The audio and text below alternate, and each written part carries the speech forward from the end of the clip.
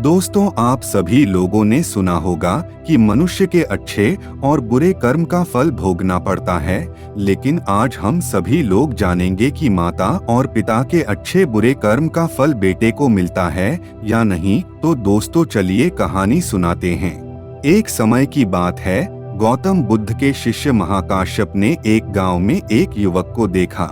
यह युवक बहुत ही दुखी और असंतुष्ट था। महाकाश्यप ने उससे पूछा, बेटा, तुम इतने दुखी क्यों हो? युवक ने कहा, महाराज, मेरे माँ बाप ने मुझे बहुत ही बुरे संस्कार दिए हैं। उनके अच्छे बुरे कर्मों का फल मुझे भुगतना पड़ रहा है। महाकाश्यप ने युवक से पूछा, तुम्हारे माँ बाप ने कैसे बुरे संस्कार दिए हैं? युवक ने बताया, मेरे पिता ने बहुत सारी गलतियाँ की हैं।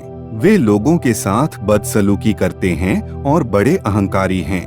मेरी माँ भी बहुत उच्चारण के कारण लोगों के साथ बुरी तरह से व्यवहार करती हैं, इसलिए मुझे उनके कर्मों का सामना करना पड़ रहा है।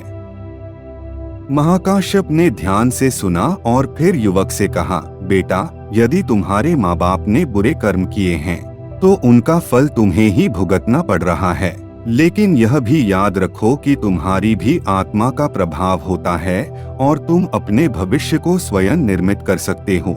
युवक ने विचार किया और फिर पूछा, महाराज, मैं क्या कर सकता हूँ? महाकाश्यप ने उत्तर दिया, तुम अपने कर्मों के माध्यम से अपने भविष्य को सुधार सकते हो।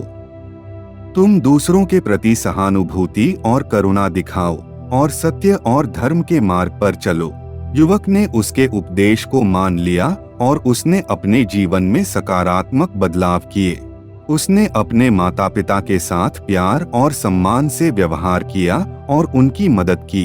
वह ध्यान और धर्म की ओर अपने कदम बढ़ाता गया। समय के साथ उसके जीवन में सुख और शांति आ गई।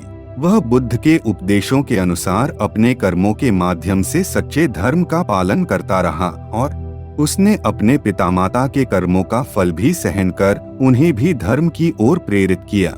इस कथा से हमें यह सीखने को मिलता है कि हमारे कर्म हमारे जीवन को कैसे प्रभावित करते हैं। बुद्धिमानी से कर्म करने और सच्चे धर्म का पालन करने से हम अपने भविष्य को सकारात्मक बना सकते हैं। इसलिए हमें हमेशा अपने कर्मों को संज्ञान में रखना चाहिए और सच्चे धर्म के मार्ग पर चलना चाहिए। ऐसे ही वीडियो देखने के लिए वीडियो को लाइक, चैनल को सब्सक्राइब करें और बेल आइकन ऑन रखें।